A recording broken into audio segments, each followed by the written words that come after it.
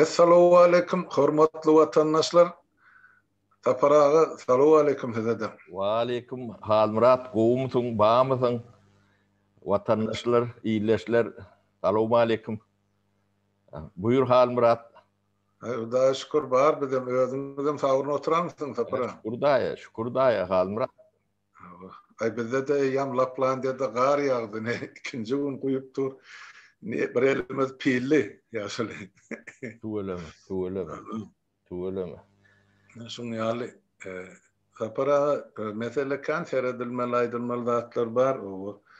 Önümen olgun şu iyiliğine şu sizin koyun rolikleriniz var. 2-3 tane rolik. Onu gördüm. Ben bilyen on ne için alıp koyulunu var. Bir topar vatandaşlarımız düşünmen tapara o keyfine gidip ol bağlarları ya o caylar surata düşüreyim ki başka ederi iş yok. Kadın ya. Bakay. Yemede Türkmen halkımız sağda da vatandaşlar o tayda taparağı sol yurttan çıkarılandan son gelip Avrupa'da eli bilen kuran cayları ya kârhane ya edareleri ya obyektleri ol bir bölüğü dine. Ol şonu alıp görkez o tayda taparağı şu yer onun biraz adımları dolrak düşünürler. Halmurat, bilmedim nämedenligini men guruluşçuk olmasam şu yaşan yurdumda bir zatlar Talyan ya meşhur olup Talyan ya da bir yani işim olup Talyan ya bir zat görkezecek olup Talyan garat bir zatlar guruyan yani Türkiye'de de şeyle Pribaltika'da da şonnalak Şveçya'da da İdgallar yani şeydi Halmurat. O caylar, o binalar, o kurulan dağıtlar, ente asırlar o durmalı dağıtlar. Civi tutuluşu berkolum. Yani halkımız bilen hatta bir topardadı. Ben diyecek bolyanım. Eğer de şu tadet edin elinize vurulmadık bolsa sol 95. yıllarda. Sol etçek işleriniz, programlarınız başa varan bolsa. Gör bak nerelere yeterdi bu halkımızın durması. Men şu zatları öz gözüme getirýän, men iyili gözüme getirdi aýdama, özüm gözüme getirýän. Hep şu ýyllarda kynçylyklar bilýän, ýyllany estip bilmeler, sanlar var elimizde. Näçe maşgalalar tozdy. Müňlerçe kalkozlar ýapyldy. Ilat ene. Şular ýalaç ýalaňyş diýen ýaly ýagdaýda. Yani tapana Eden işlerinizi ne kadar parasını men ettim deyip ayda var. Biri işledik diyen bir diyen o köpçülük böyle 10 adam mı 100 adam mı siz o. Yoksa men proyektim boyunca edildi ya yine şu zatlar men ödelimle kurdum deyip aytsanız oğlum gelişmen durmadı. Yer gelene ne için yok. Ana şu Şveç'te kuran iksan jayınız şu know-how var mı son analık berde Şveç'te yok. Şol reali materyal bilen Türkmenistan'ı hocalıkları, maşgalları, çatıncaları, yaşları, kocaları jay kurulup berilen bolsa. Yılı jayda sarngylap duran 2-3 tajaylarda adamı yaşap oturmalı. Özüm aradan materyalını istem. Onun size oylap tapan da adı. O ben patentim Halmurat men yönü prastoy injiner değil men deme. Şuları yarat. Öz sistemati bolon yani nollon çoğuna çendi men öz sistemam kuruluşuk sistemam var. Yani kayıtır injiner de var şunu. Görköz bilecek injinerler azdır. Yani Türkmenistan'ın ne demek? Öz sistemati bolon. Öyle kuruluşçu diplomam yok men. Birçok yerlerden beren okur.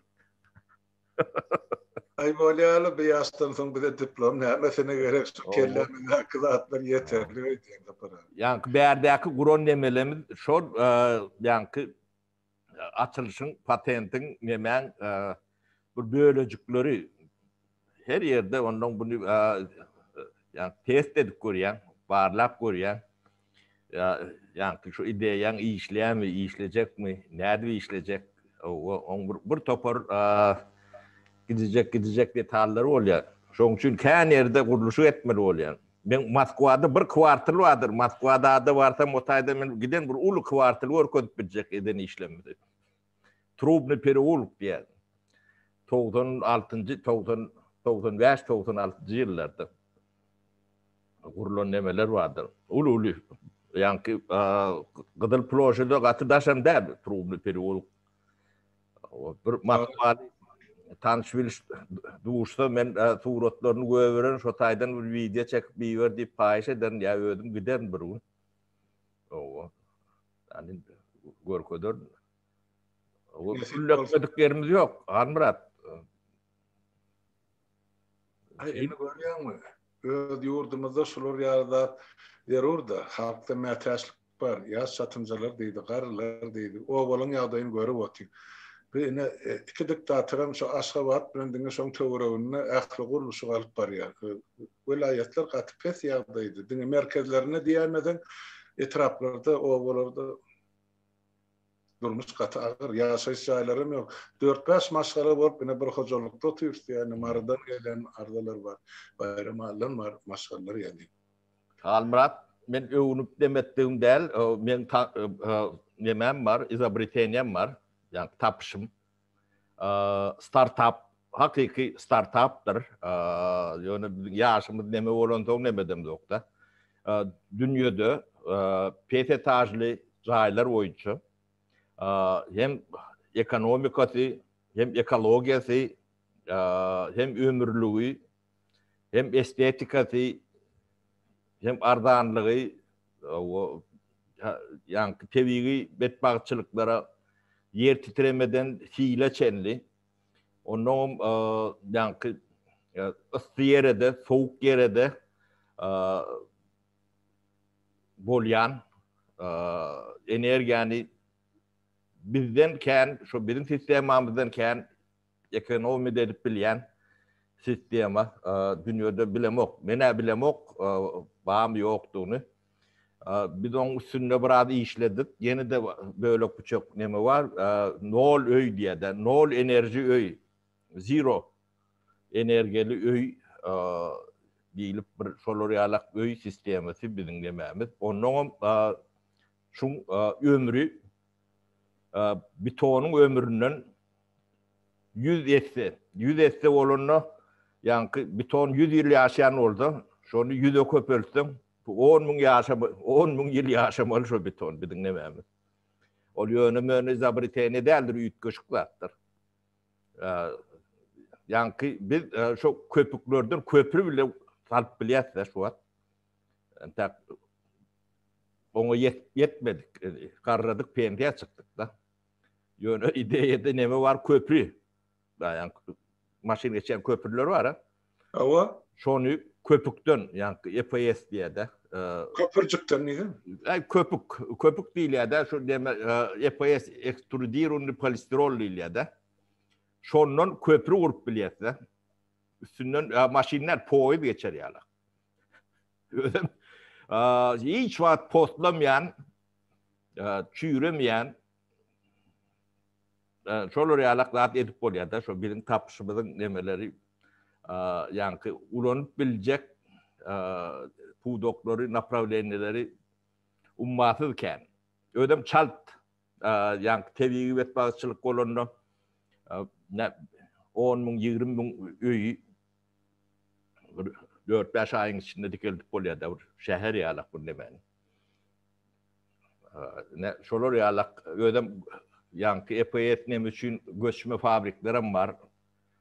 Yani modern tip tebiği ve bağışçılık olanı yedik. Hemen ekibim bilen var yani şu tayda da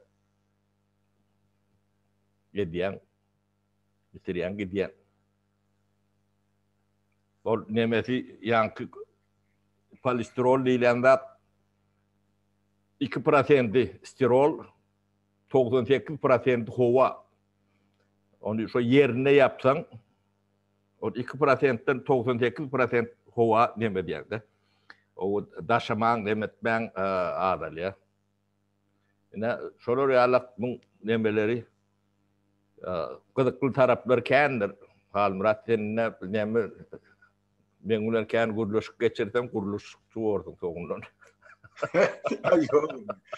Nenden guruluşukçu olası yok da para. Yani kaptanına kömekçi guruluşukçu, kaptanına kömekçi diyeceksin onunla bor. Yeme de sapara şu aydılyan zatlar bugün devletimiz yurdumuz için katı zarur zatlarda hem seismik kılığına bizde yer titreme belası var. Hem ısısı var, hem yaladı soğuğu var, kışının anzak gelip dur. Ondan sonra hem ardan olsa, hem onun yıldıracak olsa, onun gözüne de getirir yerle, onun içinde onun yılda bir bak, bir sana nesil çalışmalı peşinden. Neme, üstüne bizim köp yemeğlerimiz, teritoriyamız şor betbağçılığı vardır, şor. Betonu yiyendir şor. Metalı bir yiye, betonu bir yiye. Her 10 yıldan, 15 yıldan yani ya fundamenti yere çok gidiyor, dargıya pıtırıya. Daha çok değilen yurt vardır, daha çok değilendir. Yani Köydürücün, yani Oktyabr rayonu senin daha çoğudur hem beti. Yani şu tayda salınan zat her 15-20 yıldan tereden salınmalıdır. Tabii fundament çürüyordu. O komünikasyon çürük diyendir. Ne şu taylar için, yani şodur yalak demeler için hiç yankı nizamini mi değil ya da demedir usullur. Bizim Orta Asya'mızın ehli nemesi için, Kazakistan'dan tut Özbekistan'ı, Kırgızistan'ı, Beyleksi, şu taylar için hiç neme, yani deyin, değerini hesaplap olmayacak bir metottur.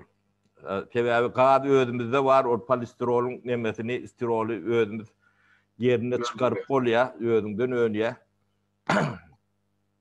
Yani demirin eyleki gerek gel. Onu yani sıklavalak no değil ya da elyaf, cam elyafı.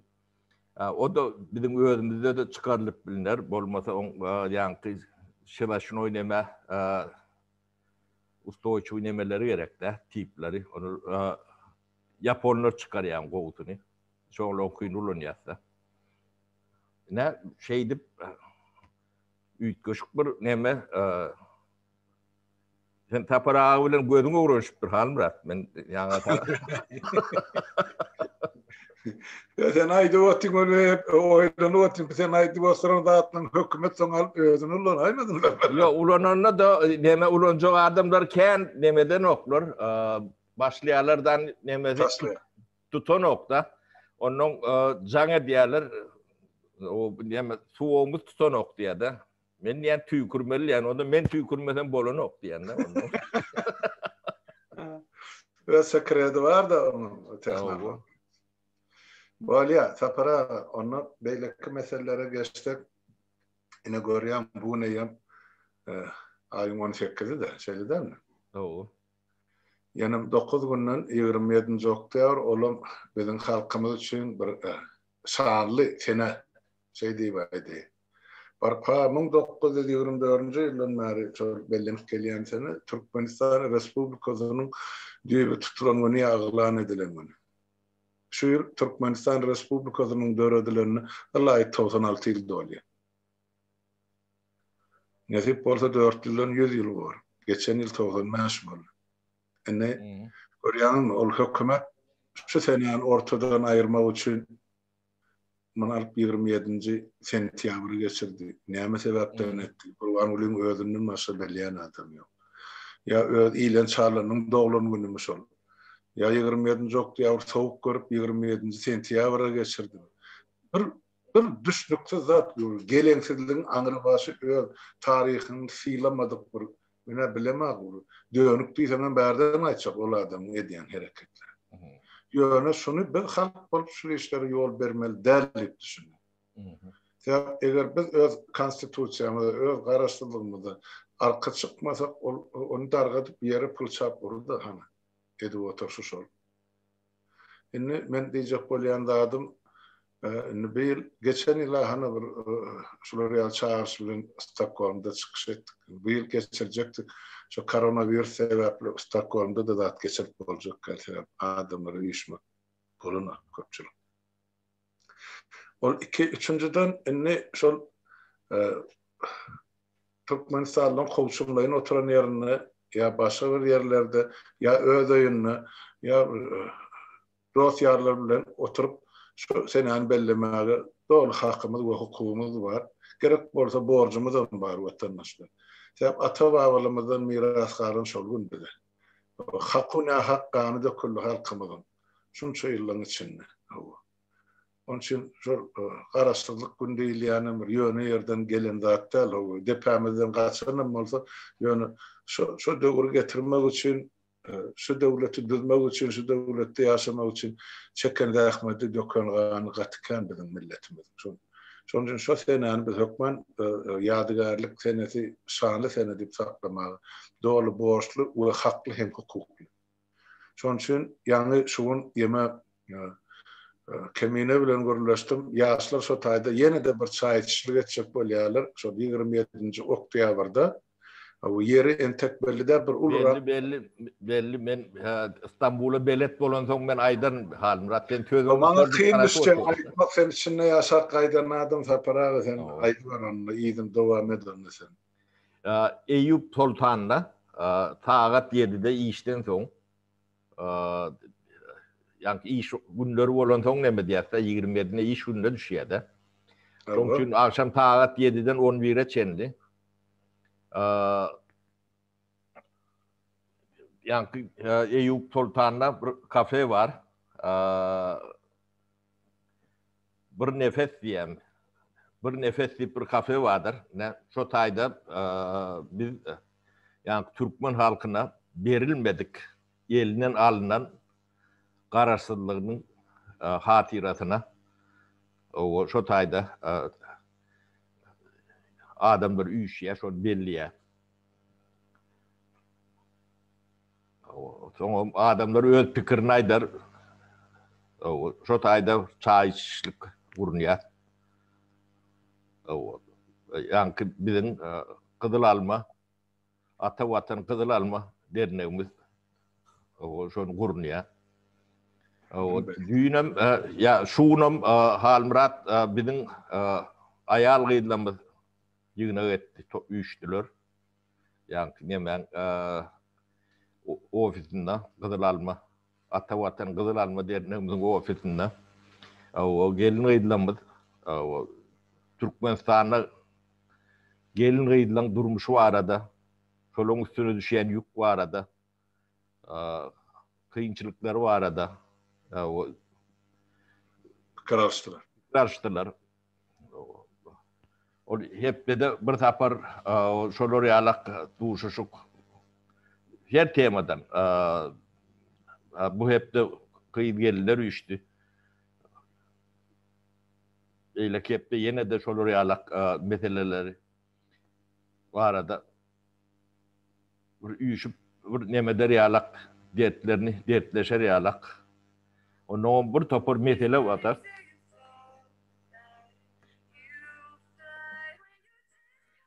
Ben demem diýduşkam jaňa diýe, olar soň jogap berin. Ola. Garaşar diýduşkam. O garaşar. Ne şolar ýalak dernek barada da yani ady barada o goşadırnak içinde tarih bilermenlerimiz var. Bundan Türkmenin tarihi barada gurrun etmeyen adamlar şu bilermen bolupdurlar da. Şolar Kızıl Almaň nämedigini halka başka dilden düşündürjek bolýarlar bolyn. Kızıl Alma Halmurat bizim vizyonumuzdur. Yani maksadımız vizyon nemesine yani bu tarihi neme katıştıracak bolýarlar da. Ödüm gelişmeyen nemeler bilen birinciden tarih bilýän adamlar derler. Tarihimizi şol adamlardan öwrenmek olsak şolun agyna seredip şolun diýeni bilen öwrenmeli bolsak batymyzy ýatdy diýen. Yani Osmanlyny Hindistandan çykaryp beren tarihçilerimiz halkın önüne çıkıp Kızıl alma nämediğini düşündürecek bolýarlar da. O kızıl alma bir vizyondur. O yani doğulun tarihini bilen tarihçi yoktur. Milatların öňe gidendir. Bir mifologiyadır. Mifologiyan tarihi görüş nemesi belli bolýan näler? O miftir. Onu her döwürde, her türlü kullanýandyr. Bizim öz vizyonumuz, yani maksadımız, misyamız. Bir şoň simbolikasy. Bir başka bir nemesine many goýamok. Bizim esasy ideologik manymız bizim yani ruhy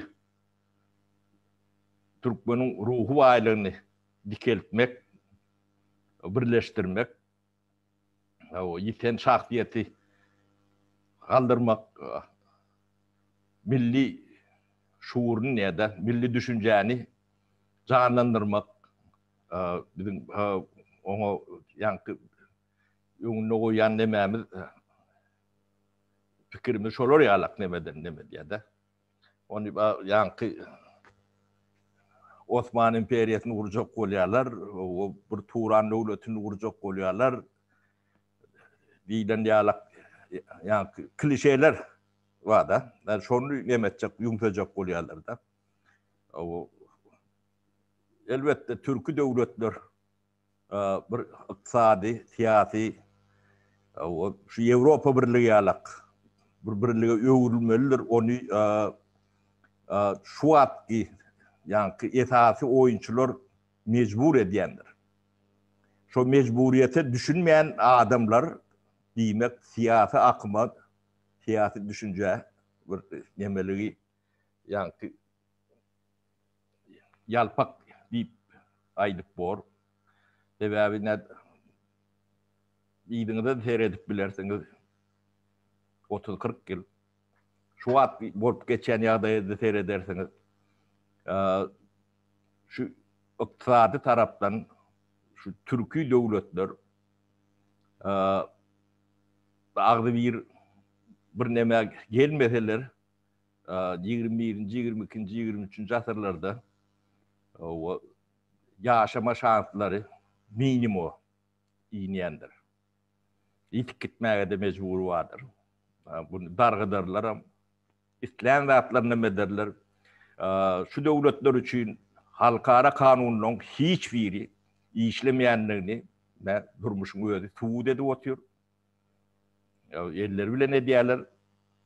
Öňe iň soňky nemäni alyp göräýin. Karabağ bilen Ermeniler arasyndaky nemäni. Uluslar arasy nemede jynk çykkan näler? O Azerbaýjanyň territoriýasyny halkyň üstüne bomba atýarlar da. Bir ýerden, ýeki ýerden görmedik bolýandyrlar. Bu iki standartyň emesdir. Özüm 30 ýyl ýeri yani döwletiň kanuny nemesini basıp alıp onun haklı edip görkezýärler da. Şu atlaň hemmeje bir soňuna bir zat ýetýär.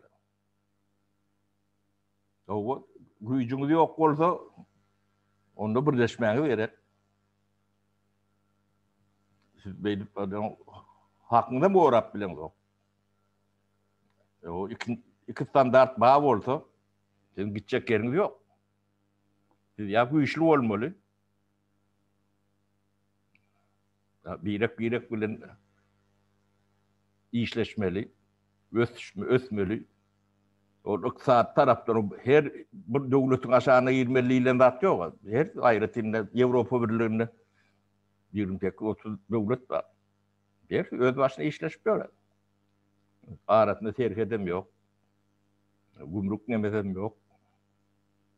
Viza rejimim ýok. Hemçi bizim döwletler arasynda ýalaklar bolmalylar. iqtisadi gatnaşyk bolmaly, ilmi bilmi medeni gatnaşyklar bolmaly. Şu zatlar barada demedilýär-de. Onu ýöne ýaňky bir Osman imperiýasyny dikilçe golýarlar diýip gyryp gördüm. Özüm bilinkiler gyýrýar-da, başga birem däl.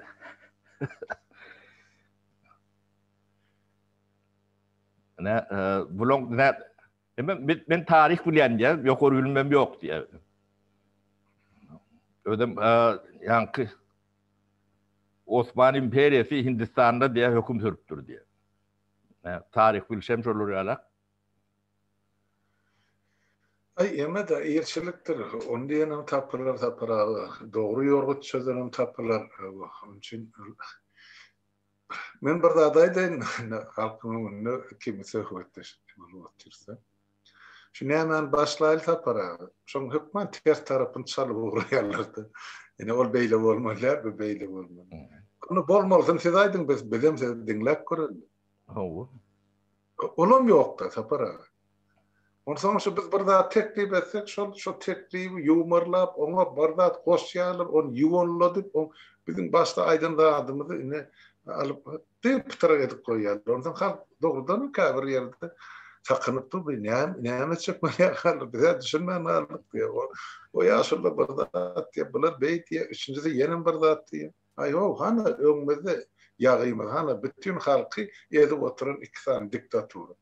Şondan bir deýneli, soň gelin ýurdun içinden aýdylyp durar. Günne naşady. 3 aýlap Türkmenistanyň telewizionyny näçe çykyş etseňiz bar, düşünürüm halk öz pozisiýanyny, öz programmanyny, kimdiň partiýa düzeltjekmiş o taýda nämeçe bu. Men ýüztediň hasab almada siz ýurdun daşyn 10 tane partiýan düzüňde 20 tane özüňde heykellikin peýdasy ýok. Ýurdun içinde hasab alınmady.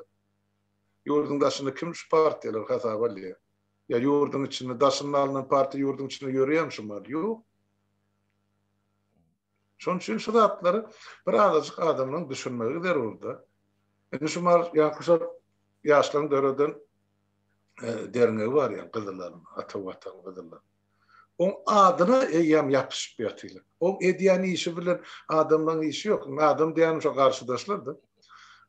Olar şu roman tutýan maksady edýän işi bilen işleri ýok. Ya şon aydın aklıya diline getiren üstüne böküp geçiyor. Olar adamlara kömek edip otylar. Arz eden adamlar var. Onu koy, yaşlan özleri aýtsyn, men olaň eden işin bilýän ýöne aýdyp oturmaýyn. Birinciden derine kurmak bir aňsat zat däl. 30 ýyl 1 milyon tane Türkmen var. Ýeke derine kurup bilen ortalar ne aýtdylar. O bir ikinci bizim doğutlarımız, doğunlarımız, fiile hormat koyan adamlar kömek elini uzatdı, bizim kabul ettik. O fiile hormat koyuyorum, adınam siz koyun dediler. Biz 7-8 tane at demettik öyle arada. Bu olur mu, o olur mu deyip. İçinde saylap şunu alırlar. Yani ata vatan kızıl alma. Bolmata içinde beylek diyeme gavat gelen atlara mavunu yon baraken bir ulon yanaken ne bu at dilen adam barno iki bolmalı laken ne bu tarihi şolur yala. O bir maslahat salmadın diye birinciden sizi yankı o asker men yasilaman demedim yoktu. Sizin kimdiniz bilem yoktu. O netin peýliniz nämediginden bilemiz ok. O nemede ekrandan ıglanam berdik. Ne üýüşün gelin nämedin diýip onu üýüşdüler geldiler bardylar. Biz aýtman ýa nemetmen demedimiz ok. Bu da halk üçin. Ne şular ýalak ýa-ki bir edilen zada Taňry ýalkasyny aýtmany bir akbata bermäli. Yani kömek etmeli, koşunt koşmalı. Bilinkiler olur yalak düşünceleri yok olmalılar. Adı Türkmen olanın. Mirel Türkmenliğini tapavdam yok. başka yerli Türkmenin burada şeyler hep buluyan kendine. Yani şu Türkmen adını götürüyor demen demesi. Bir tütlük gen hafiyetleri iyi oluyor. Bizim genetik dememizde bir tütlük özgürlük var. Almırat bilmedim. Ne dendiğini. Olmasa yani şu kıyındığından hem bakşem biliyor. Hem bunun maliyeti var. Muhtar adam derler. Hem zahmeti var. Vaktalya. Entel modernek böyle küçük rahatlarken bir sürü maliyeti var. Zahmete üstüne. Ekenli yok, dikenli yok. Bu o oluptur, bu oluptur. O taraflarım var. Gen bulun bolup görüşüp yani. Ya görüplükte ne diyorlar, ya başka fikirler var. Bir de ünlem veremiz yok. Hal Murat uğraşıptır. Yani Türkmen olan son kulaklarını bil ya.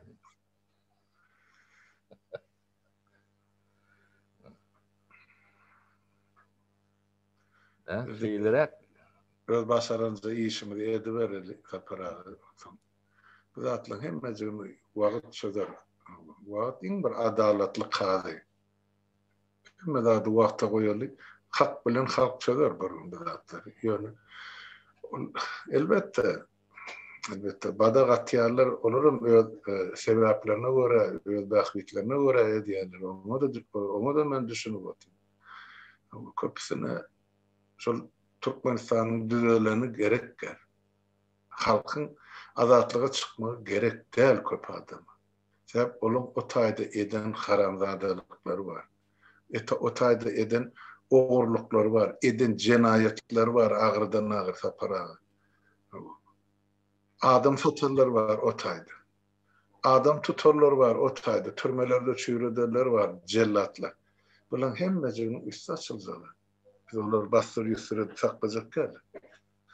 Yine şun için bulan aklı karşı çıkan. Yoksa ne? Hayır bir gelip Avrupa'da şunun bir öz eli bilen kerpiç kaldırıp zayıfalar var. Ben bilemem para. Sen gelip önüne şol Avrupa'da bir devletin payitahtını şunsa da ettin. Hani Türkiye'de var, Şveç'te var. Ben biliyorum. Ben umum divaydı yani. Ayho biz öz yurdumuzda işlemeye koymadılar. Näçe bina kaldırırdın eger yurdun içinde var olmasın. Geçen 25 yıl. Bu bir er ömrünün deňýärde vatandaşlar. Bizde goşa ömür yok. Birini ýazda basit beýleksin gurban ola. Üçüncüsini ýene birine dördüncüsini özümüz üçin ýaşaýlysa. Yok hemme zady bir ömürde bir durmuşda etmedi. Öwürlüp gaýtalanyp bu toprağa biz gelmeýär diýerler. Ýöne bir adamlara bir işlemäge mümkinçilik berin. İş edenin özüň syýlamasyňyz eden işine hormat goýun diýen. Elmi damaýdy sözüm şol. Ol diňe saparagy diýip aýtdym der watandaşlar. Hemme kişi eden ýaşy işini ýaşy diýip bir Taňry ýarkadyna aýtman başarılyň. Şonu biz millet. Ýöne görmedik sıramyl üstünden tank sürüp aradyk kişi bizde kim alsa. Halmurat Gengürmül men Orsiýadyň paýtagtyna da bir kwartal taldım. Yani Orsiýadyň paýtagtyny Moskwada. Trubny perewo. O Trubny perewo diýe. Özüm 95-96 ýylda. Hey böyle yasa para nesip bolsa yurtda da bir zatlar salarsyň diýen tek. O taýda da öňkeden işleriniz var. Belki huda gelecekde de işlersin. Men pensiya görjekm sen Halmurat. Yok. Pensiya görjekler para. Sen pensiya sen ondan olar aýdar hana bize öz aýaga alypdan ana kölegede otur diýerler. O taýda da bahana taparlar. Para ýöne ýagdaýymyza görä, saglygymyza görä bir zatlar halky peýdamy derse mene soňra rady. Bir topar aýdýar şu ikisi diýär, ýa-da prezident boljak bolýar. Hakimiyeti basyp aljak bolýar. Aýho watandaşlar. Bir akylyňyza aýlanyň. Bolonda da bir erweden bolmazmy kanýan Halmurat mena nemedem okul. Ay beýdiňe para hazır hemmesin çözdürersiň üstümizde. Ben aytdım adamlara. Şu bir 3 aylap bir ursat berin şu zatlar men yola salıp berin sen gerek bolmasam aytan halmana da sa bol tangri alqatınlar. Men iyime çıkkayda yani laplan değil. Şu yurda sığdırmayan bolsa. Neme Halka minnetim yoksa para. Yönü etcek işim var. Şoňa da hakkım var diýip aýdýar. Sen şu parlamentin hakkı yatırılana. Şonu mene hem 30 ýyllap aýdyp gelen bir adam garşyma durup sen ýok şunu aýdýan galat diýen ýok. Şoň üçin men etjek diýen. Şu taýda halk bar garaşyp oturan. Meni gollajak adamlar var. Şu işi berja etjek var. Watany 3 aýlap gorogyny içinde aşyny üçin etjek adamlar bar bolunsa men aýdýar. Önemli. Ondan sonra özüňiz ýöredin hana. Ýaşlar hökümetin dedi botdy. Ýok ýaşa gerekmezlik bolsa başga hökümet tapyň eger parlament kabul edýän bolsa. Ýöne adamlaryň bir edýän işine taňry ýalkasyny aýdym. Şol ýaşlar gece güni işläp otyrlar Türkiýede. Ha olaram şu aralarına barıp demelerini bozaýarlar, o ürküdýärler, gorkudýarlar, eýdýärler, beýdýärler, çöp atýarlar. Gara o taýda da gün ýok. Neme bir ýani şu demäň içinden gorpun içinden çıkacak bolanyň aýagyny ýapyşýan ekenler bular. Bütünlük şolar ýalak gylyk käfetleri atykän. Ne da bizim ene birek bolla bilşimizem şo da ýoksam şolarda näme günä bar? Ýaş ýigitler, gyýdylar, ýaşlar hyjy bilen işlejek. O. Ýa-ni şolara päsel berýärler men düşünüp bilemem. O bolýa men parlamentde işläpdim, sen hökümetde işläpsin. Gören zatlary ýok, ýöne şo taýda işlän bardyň sen ýa mowurlyk edensiň diýerler. Ogrum ödüni Murat, söz azatlygy diýip orta çıkan adamlar var da. Biz jurnalist diýe, näme diýe. Şolara bir iki söz aýdaýyn. Birinciden hiç bir pokder. Şonu aýdaýyn. Kim özüne şuuna çendi men jurnalist diýen türkmen ba bolsa. Hiç biri. Onuň söz azatlygyna garşysyna hereket edýän adamlarsyňyz. Şo zatlary düşünmäniz üçin aýdýan men. Söz azatlygy diýilýän zadyň sözüň aňyrtynda jogapkärçilik bardyr. Şo jogapkärçiligi bilmeýän ne jurnalist bolup bilýändir, ne şo azatlygyň ruhpy bolup bilýändir. Siz men jurnalist diýip adamlara tökme atyp özüňiz ýanky näme? Şu döwletde işlän adamlar bular jenaýetçi. Sen döwletiň nämedigini bilmeýän adam ödem. Sowady, iki klas sowatly nemäňden nemesi tapawdy ýok adamlar adama baha berýärler de. Ol birinciden jenaýetdir. Sen ol adamy tanadyňmy, gördüňmi? Ömrüňde görmedik. Döwletiň nähilek işleýänligini, bürokratiýaň nämedigini düşünmedik. Güýje kellen bilen adamlara olar ýalaklat diýsen, sen o günäsiniň aşagyna çykyp bilmersin. Onuň arkaýyn ýanky adat bet buwat diýip aýdyp oturlar. Biz adatly üçin görüşdük diýerler. O adatlar bilen siz ýanky söz azatlygyň öňüne böwet goýýaňyz. Şolary ýalak azatlyk bolanyň bolmany gowy diýerdir beýlik tarapdan. Adama tökme atmak üçin berilen o azat söz. Ol başga biriniň mertebesi başlayan sınırı vardır. Şondan geçten jenaýetçidir. Burada meni tenki alak onuru var, namız var, vicdan var. Sen kim bolýandan birini tökme atýan. Ömrüňde görmedik, tanamadyk adamy. O da yuwarlak op şu neme bilen aýdýarlar da. Şu bürokratiýada işlän bolsa, şu diktaturan dikilden adamlar. Sen onu tanadın mı, gördün mü? Onu da oğru, bul rahat diyorlar. O zatlar hakkın bağdığını yoktuğunu ilkulak onu ölçür. Ne edil şu adam diyen zatlar neydi? Ne emettiniz diye de. Dine gurlödünüz diye. Yani ben onu da bırdadaydım. Tekki daymunun sen ekrana çıkıp şunu deyip diyemedin. Bir değil, onu diyen adamla bir topar vada. Şolun her biri, bir yıl bundan şunu diyen yeriniz var mı deyip, diymeli aklın diyeten yerim var bağ oldu, onamaydı. Ütken zat yok diye, düğün şunu aydıp bilemedin. 5, 7, 8, 9 ay bundan yok. Ondan ütken zat şu, ne adam çıkıp aydıp oturuyor. Senin bir ödünüm çıkıp aydıp oturdun. Aydıp bilen, aytmalıdır ödeyen. Ne? Ütköşüklük çok. Cemge çeydi ütkömeli. Burunda 30 yıl yatıp onun burunda ütköçük oluyor. Benim fikrime şunlar, ben şu adatlık var arada, adat söz var arada, demediyen adamlar var. Şolar adatlığın 100% karşılığını şu edenin hareketlerinden vuruyor.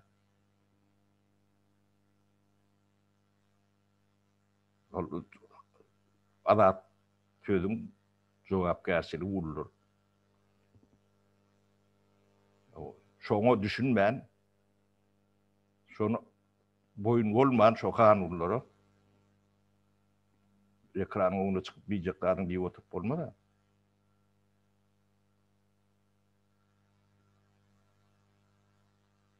Özüm adamla adını tutmaydı yani. Özüm tanıma mümkünçülüklerim yok o zatlar. O adamları analiz etmede mümkünçülüğü yok. Ona yani kompetensitem yok. Oku bilimiz o zatları düğünden yok. Düşüncesem yok. O ne haylak bir yerine baka verecekti. Ne hemen dayanıp o karşındaki adamın şahsiyeti var. O şahsiyetini değmeyene kim sana ruhsat veriyor? Haydi kanun. Onun İran demokratiyeti oluyor.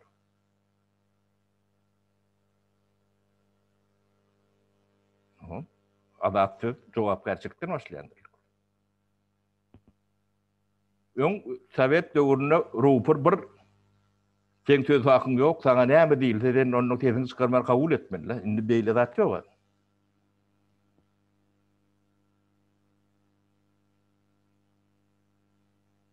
Ne mi şolara diyecek ne demem, biraz katarak diyen olmamı mümkün Almurat bağışlar.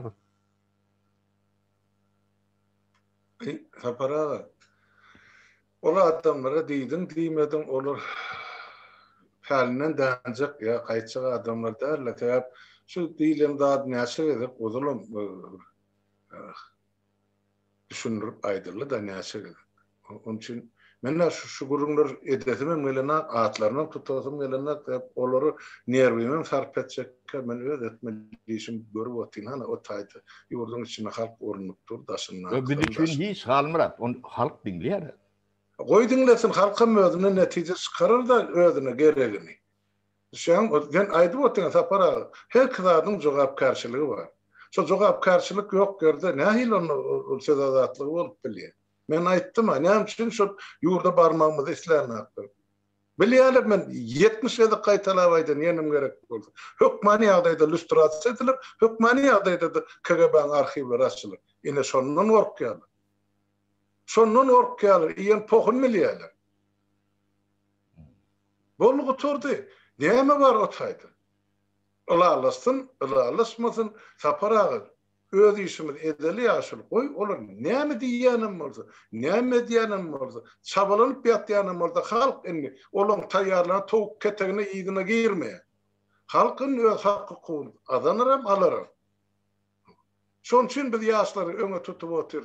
Biz bir ýaşy çene baran adamy. Döwlet gelecek hem millet ine halkyň ky. Şo ýaşlaryň ky. Ana goýal kisler. Doğru halmara. Çok yanıldı girsin şol ýaşlaryň arasyny işletirler. Ýaşlara akyl öwüt örsünler näde döwletde. Ýöne bir hakykatdan döwleti işim gören adam ýok. Şu mahal azat saýlawda şunun bir halkyň synagyndan geçdim. Yerli deputatlykdan başlap da ýokary Sowet şeýle parlamentde hey saýlanan bam şu çykyş edýärleň arasyny ýa azatlyk diýärleň arasyny ýa azatlyk üçin görüşdim diýen. Görüşen bolsaň hakykatdan görüp kimi ýykdyňyz onu? Aýdyň biz kimi ýykdyk görüşüp. Hany diktatorly özelip gitdi bir beýleksen şanyp döwletdi halkyň depesini. Görüşen bolsaň kimi ýykdyňyz? Aýdyň. Näme üçin halk onu çukurda ýaty görüşýän bolsa? Ýok, biz bir ayagyndan çekip geldikdi 30 ýyllap. Ne onu dogry bol. Sapara şu gurrun goýmaýla ýaşy men onuň myrry himmatdan dogry maýdyn. Ýaşy başlady meselemiz gatkany. Ýok, şol işler edeli. Bolýar.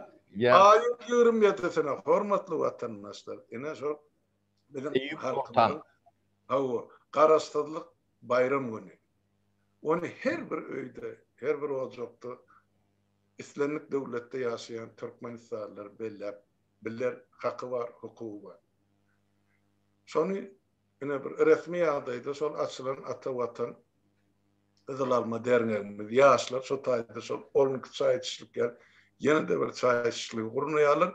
Ýöne or biraz ulrak ýerde lokal tutupdylar, kafedat adresini tapara gaýdy. Eyüp Sultan Galynnym ýaşlaryň özleri ýazar, link goýarlar. Barın, oturun, tanışın, çay için, kutlaşın, töhbet edin. Birek bilen tanışın, birek doğanmalın. Yine yavaş-yavaştan biz bir millet, yani millet duygumuza dolanıp gelmeli. Bizde başka yol yok, o zaman yitip gitmeli. İkiden biri. Nüştü bilen men şuurluk çok utarayın sapara. Olya, halmıra. Yani töhbet ettik. İyileşler sağ olun, sağlıkta görüşelim. Borsa para senin sağlık. Senem beni kan uda koyma. Onun deme diýerler bular. Yok, hiç adam olma. Gata kayma. Şu ikimizden nasıl hep tangcemi diýilen ýa programman hep de bir gezek bir ýarym saat bir saat gürleşelim. Şolum yeterlik bor. Garyn wagt seňem eliň işli men düşünüp otyrym para. Menem elim işli. Yurdun içine. Deme bolun o yurtdan bu yurda gitme kıyınçılığı demetti. Şu nemen koronavirüsün ikinci. Demeti gatı demedi o yurtlar karantin ilan edip başladılar. Bolyan derlerim Kızıldoğan'a gidemde de Kızıldoğan'a baran yerimem onun kıyın. Barzak yerimem 2 hafta karantinli baytdı. O şey de oldu. Çıkıptı. Ben canlaştım. O 2 hafta karantini var, olamıyor hasarını. Oo. Hareketimiz kıyınlaştı, halmıra. O demçi Türkmenistan'a giden doktorlar baran yerimizden ýerinde gaýdyp bilmän otyr. Ýewropadan çykyp bolanak diýen. Oňa da barat nesipli gün madyr watandaşlar. Ýaşy dilde bolalım. Bolýa onu. Sağ olun, sağlıkta görüşelim.